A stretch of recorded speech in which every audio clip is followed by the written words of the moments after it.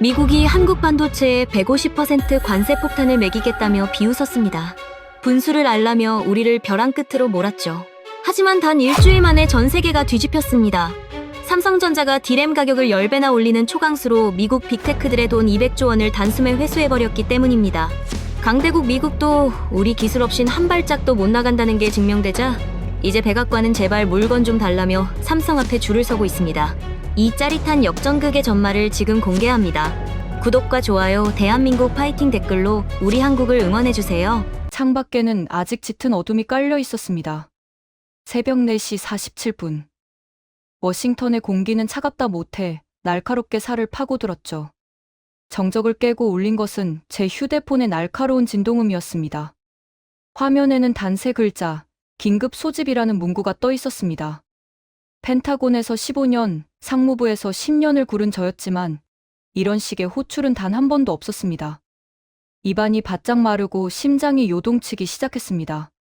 무언가 거대한 재앙이 시작되었다는 직감이 온몸을 휘감았습니다. 저는 마이클 브래들리입니다. 미국 상무부에서 반도체 통상을 담당하는 부차보로 일하고 있습니다. 반세기에 가까운 세월 동안 이 바닥에서 잔뼈가 굵은 제가 봐도 그날 아침 상무부 본관 7층 회의실의 풍경은 기괴했습니다. 문을 열자마자 쏟아진 것은 숨 막히는 침묵과 코를 찌르는 진한 커피 향이었습니다. 수뇌부들의 얼굴은 하나같이 하얗게 질려 있었고 책상 위에는 1급 기밀이라 적힌 붉은색 서류들이 어지럽게 널려 있었습니다. 상무부 차관이 떨리는 손으로 화면을 가리키며 입을 열었습니다. 마이클, 방금 한국에서 날아온 보고서다. 우리가 건드리지 말아야 할 사자를 건드린 것 같아. 화면 속 숫자는 믿기 힘든 수치를 나타내고 있었습니다. D램 가격 10배 폭등. 그것은 단순한 가격 인상이 아니라 미국 경제의 심장에 꽂히는 비수였습니다.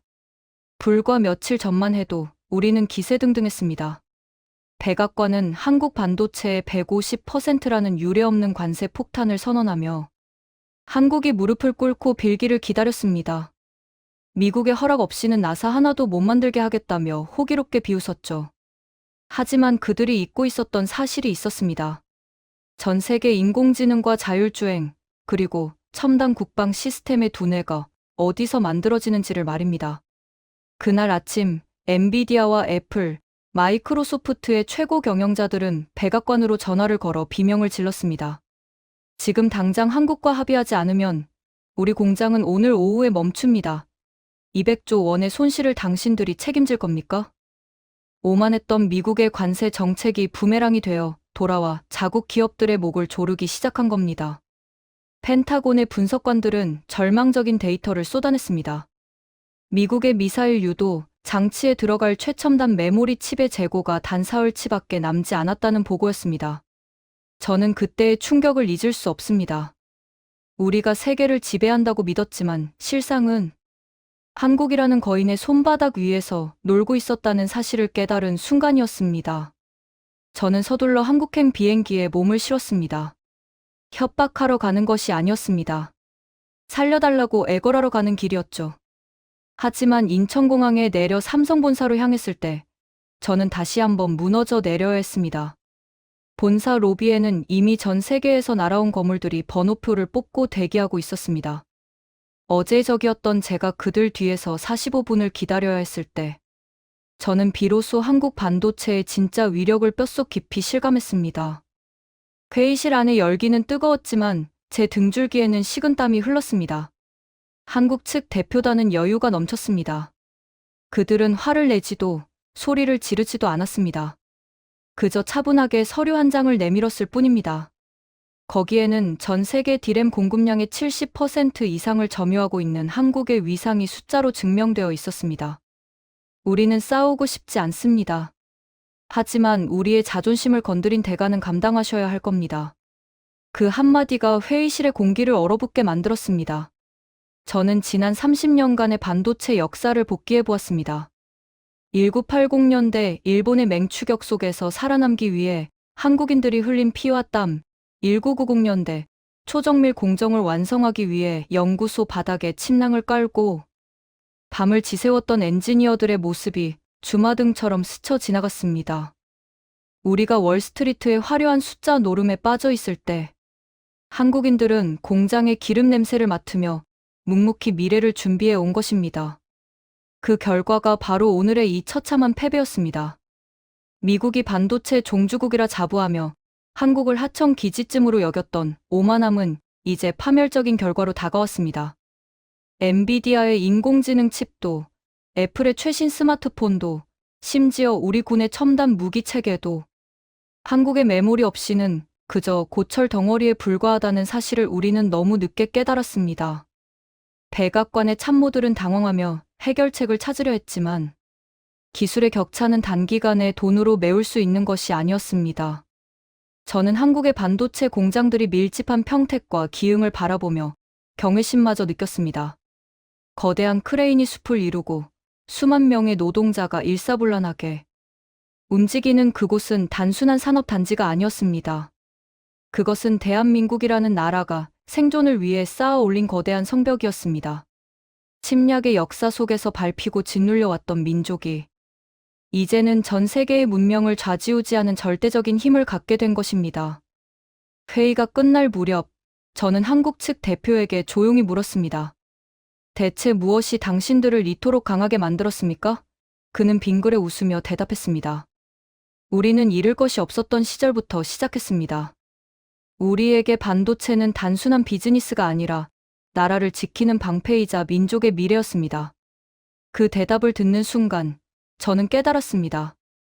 우리가 상대한 것은 단순히 거대 기업 삼성이 아니라 5,000년 역사를 지탱해 온 한국인의 지독한 의지였다는 것을 말입니다. 워싱턴으로 돌아오는 비행기 안에서 저는 보고서를 다시 썼습니다. 미국은 더 이상 한국을 압박해서는 안 된다. 우리는 그들을 파트너로 존중해야 하며 그들의 기술력 앞에 겸허해져야 한다. 이것이 제가 내린 최종 결론이었습니다. 만약 우리가 계속해서 오만하게 군다면 다음번에는 가격 인상 정도가 아니라 미국의 모든 산업이 멈춰 서는 재앙을 맞이하게 될 것이기 때문입니다. 지금 이 순간에도 한국의 연구소 불빛은 꺼지지 않고 있을 것입니다.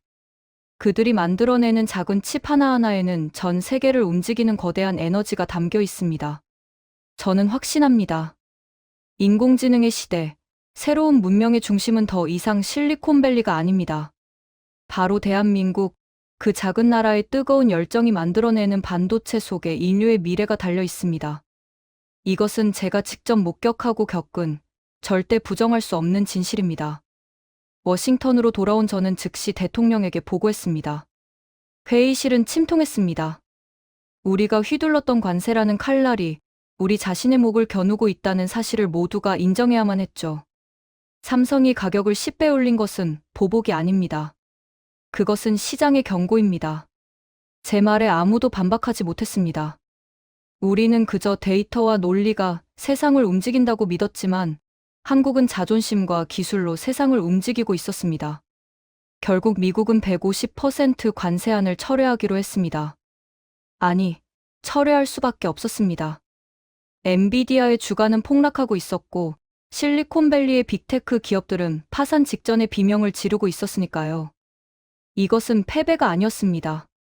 우리가 한 번도 경험해보지 못한 새로운 권력, 즉 초격차 기술이라는 절대적인 힘 앞에 굴복한 것이었습니다. 저는 퇴근길에 백악관 앞을 지나며 생각했습니다. 앞으로의 100년은 무기가 아니라 메모리 칩을 가진 자가 지배하게 될 것이라고 말입니다. 그날 이후 저는 제 서재에 작은 태극기 하나를 놓아두었습니다. 사람들은 묻습니다.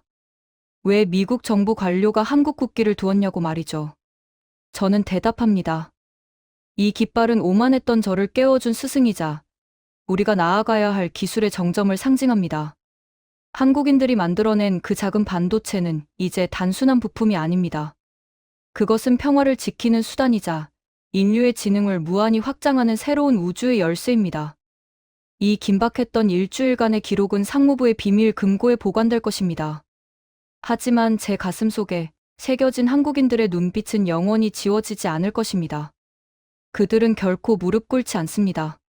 그들은 압박하면 할수록 더 찬란하게 빛나는 다이아몬드 같은 민족입니다.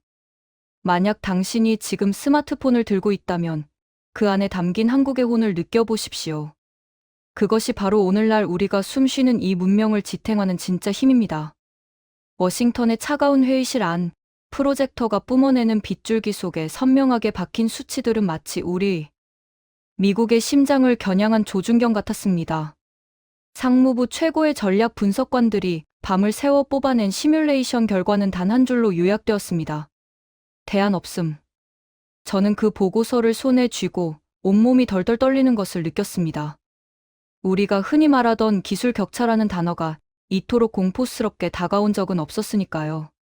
마이클, 이게 정말 가능한 수치인가? 상무부 장관의 목소리는 갈라져 있었습니다. 저는 고개를 끄덕이며 차트를 넘겼습니다. 장관님, 보시다시피 한국 삼성전자가 디램 가격을 10배 올리겠다고 통보한 순간 우리 미국의 모든 인공지능 서버 구축 계획은 쓰레기통으로 들어갔습니다.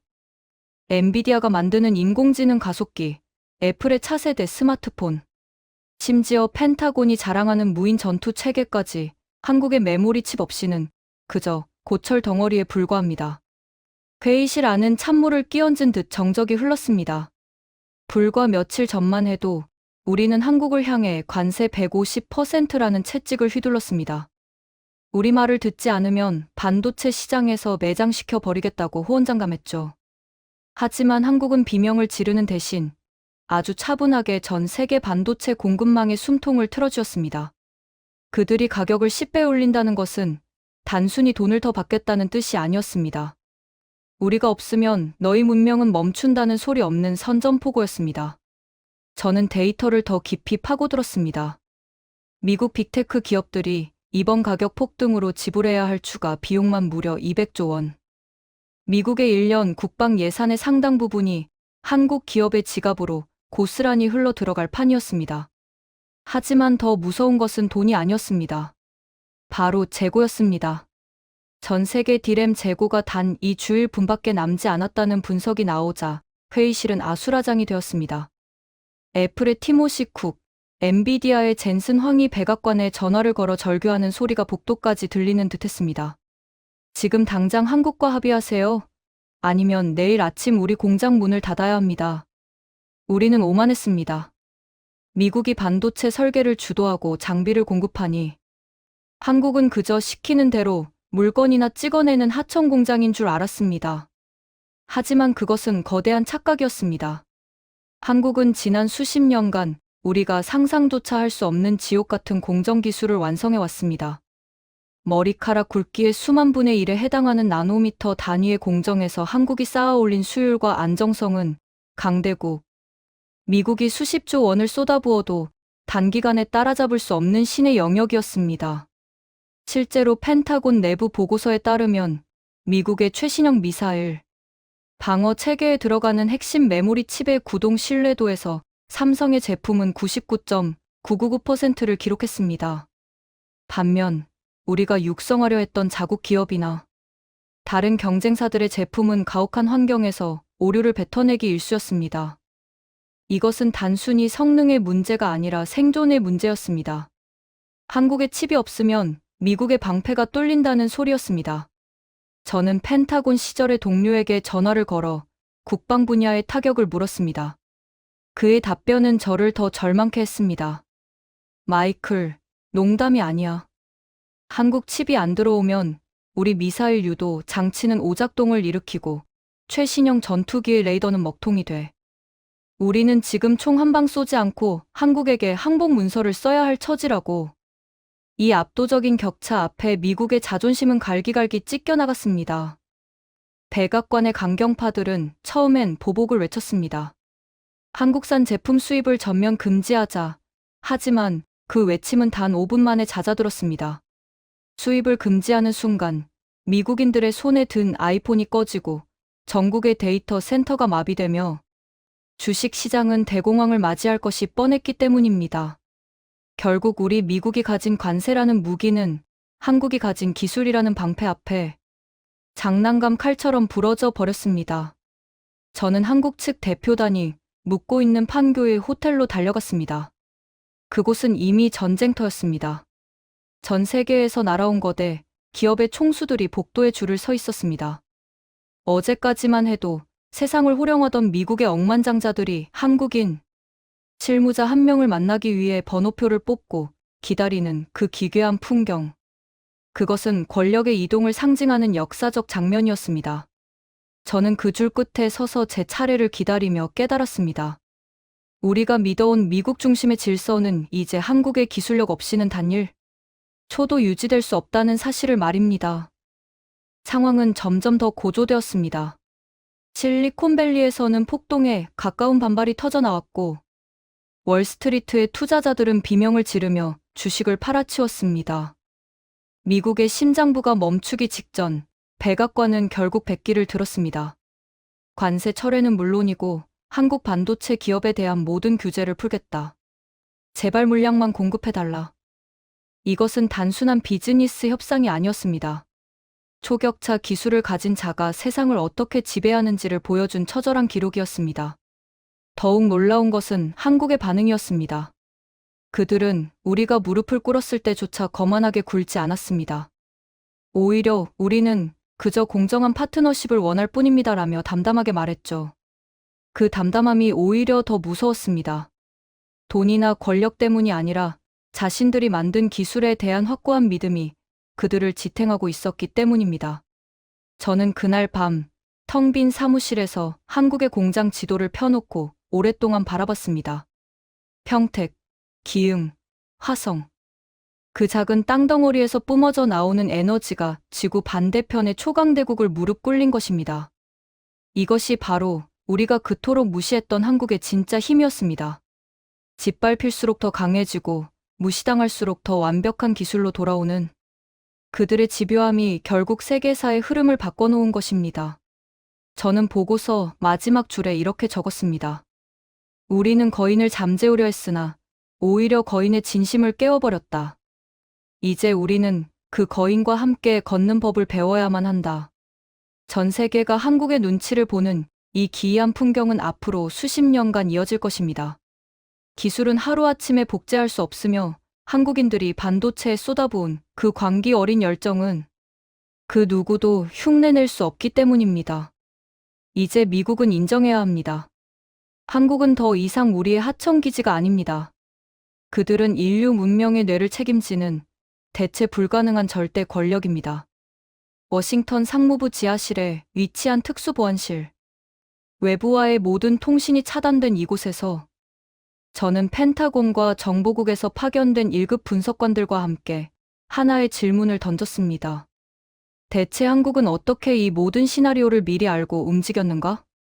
우리가 관세 폭탄을 터뜨리기도 전에 한국의 삼성은 이미 평택 공장의 라인을 정비하고 전 세계의 물류 경로를 재편했으며 심지어 디램 가격 10배 인상이라는 정교한 반격 시나리오를 완성해두고 있었습니다.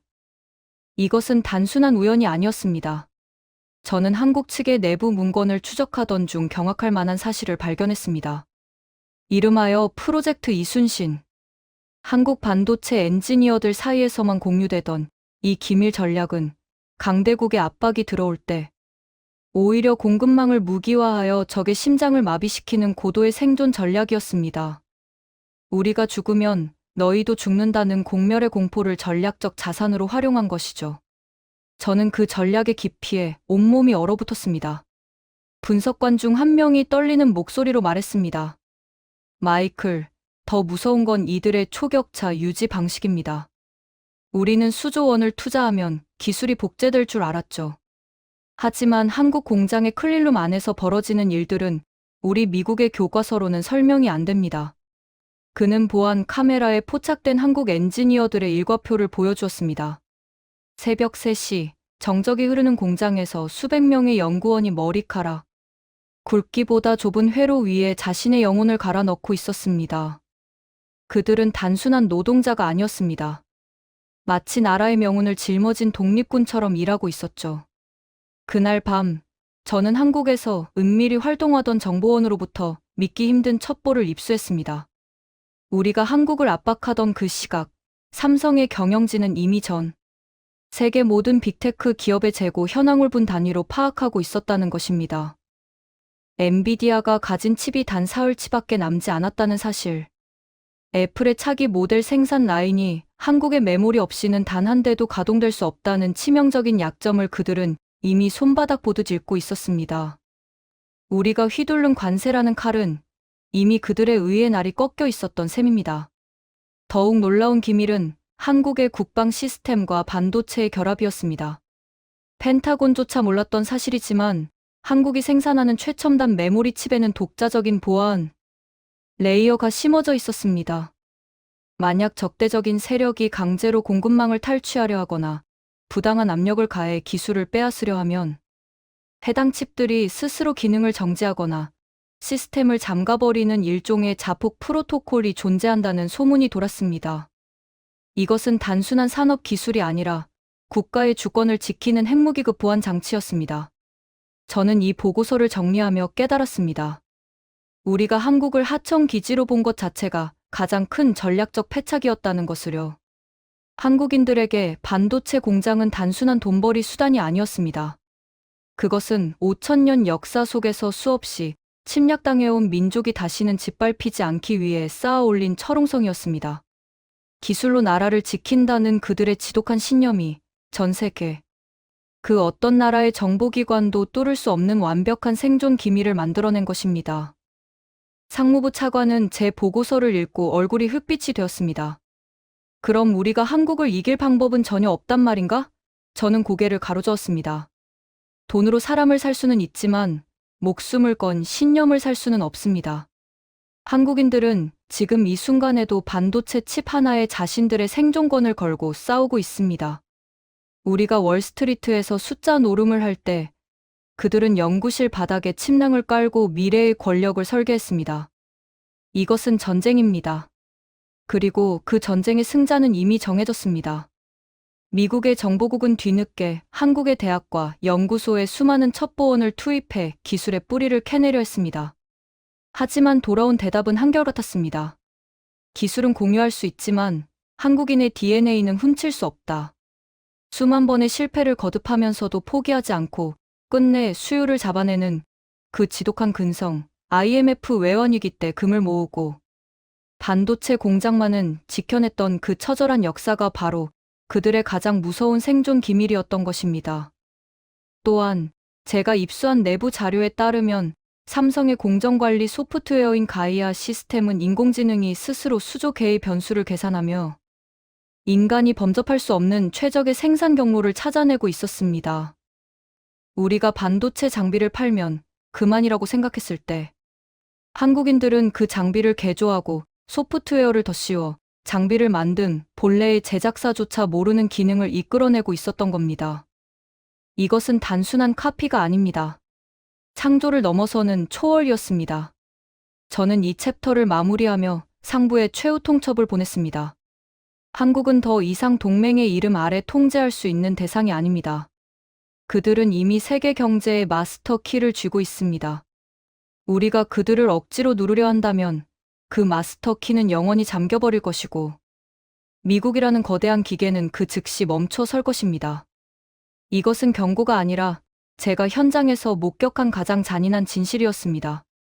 지금 이 순간에도 전 세계 빅테크 기업의 사장들은 한국에서 날아올 물량 확정, 매일 한 통의 목을 메고 있습니다. 그들이 지키고 있는 것은 단순한 시장 점유율이 아닙니다. 누구도 범접할 수 없는 기술의 성역입니다. 그리고 그 성역을 지탱하는 가장 큰 비밀은 바로 한국인들이 가진 불굴의 의지 그 자체였습니다. 저는 이제 그 비밀의 실체를 전 세계에 알리려 합니다.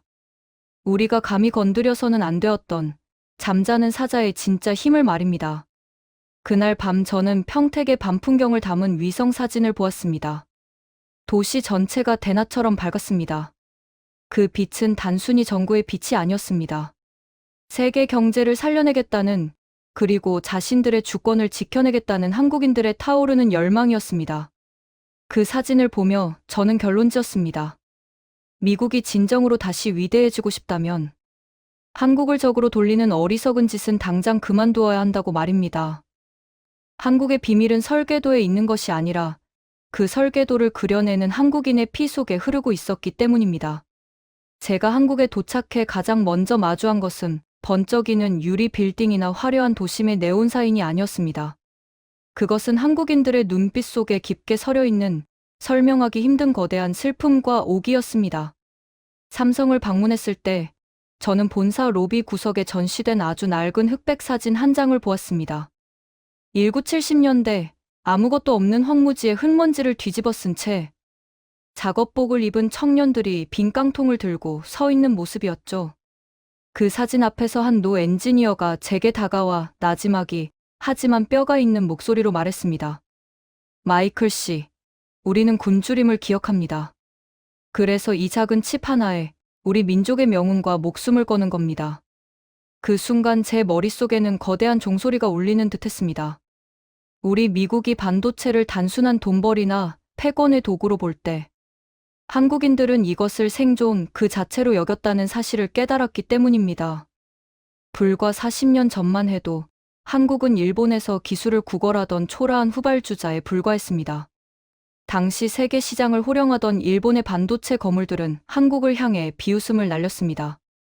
한국이 반도체를 만드는 것은 침팬지가 타자기를 쳐서 셰익스피어의 소설을 쓰는 것과 같다라고 말이죠. 하지만 그 독설은 한국인들의 피를 차갑게 식히는 대신 뜨겁게 끓게 만들었습니다. 그들은 낮에는 공장에서 기계를 돌리고 밤에는 일본 엔지니어들이 호텔 쓰레기통에 버린 파기된 설계도를 일일이 찾아내어 눈이 빠지도록 다시 그렸습니다. 저는 상무부 분석관들과 함께 한국의 발전사를 다시 처음부터 추적해 보았습니다. 그 과정에서 발견한 데이터들은 저를 경악하게 만들었습니다. 1997년 국제통화기금 외환위기라는 국가 파산의 절벽 앞에서 한국인들이 보여준 행동을 보십시오. 나라가 망해갈 때 그들은 도망치지 않았습니다.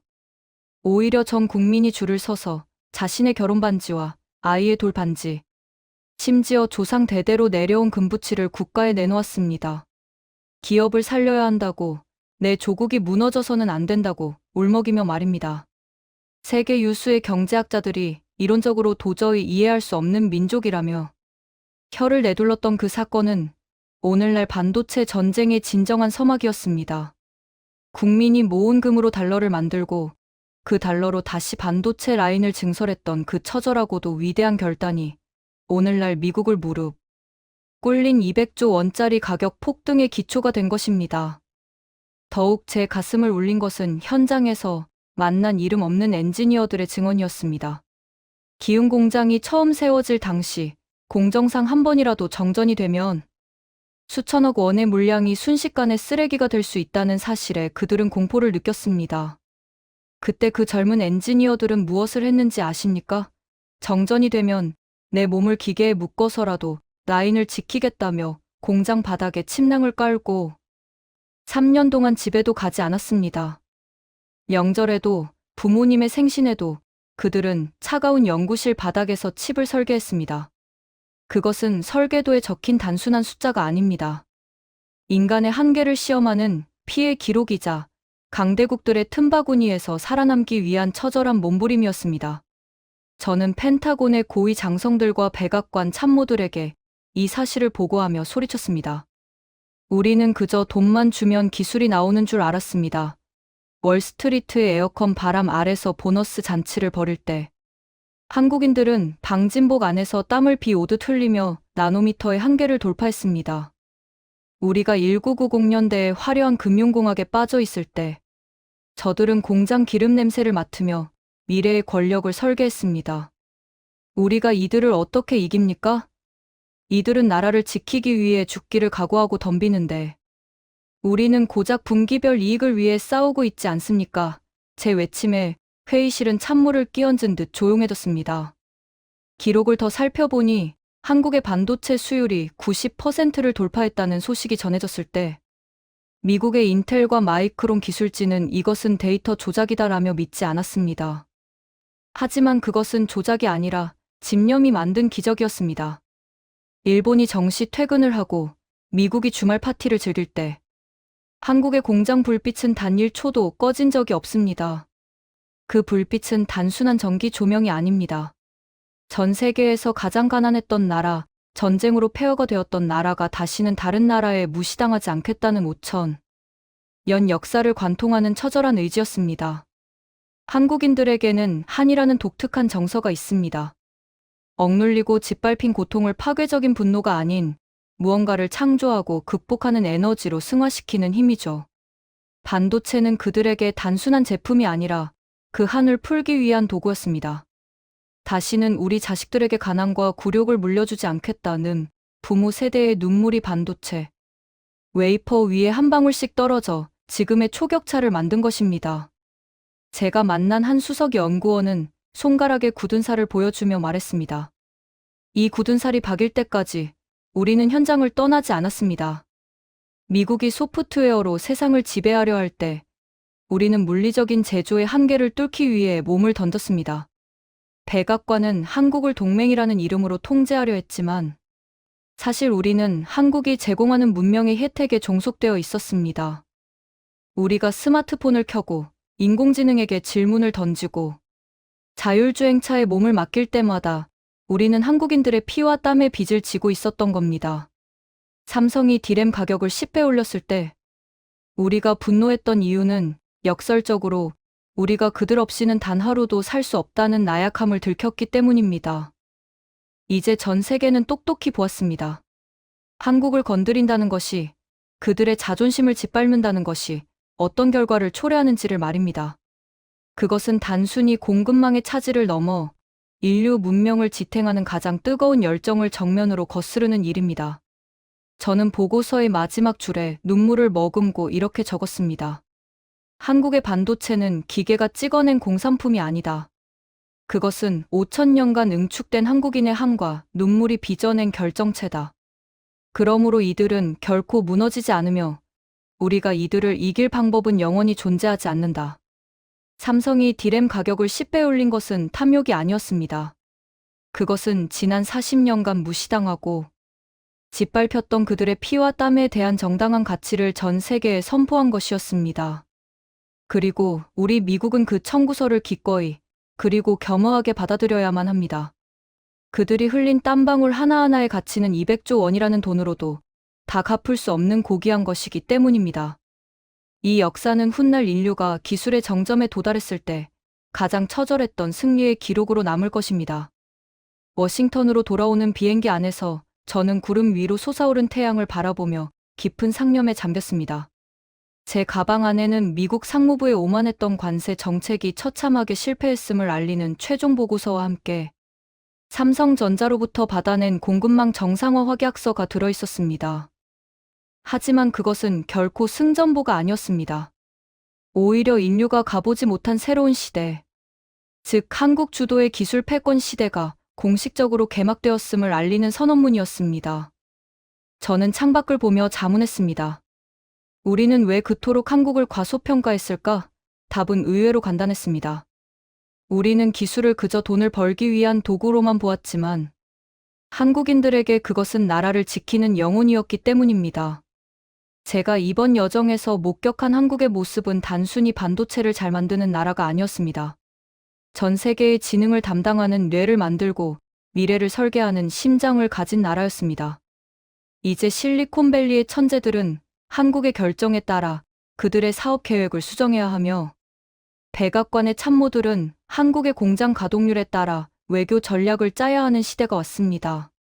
저는 보고서의 결론 부분에 한국이 주도할 미래에 대해 아주 길고 상세하게 적어 내려갔습니다.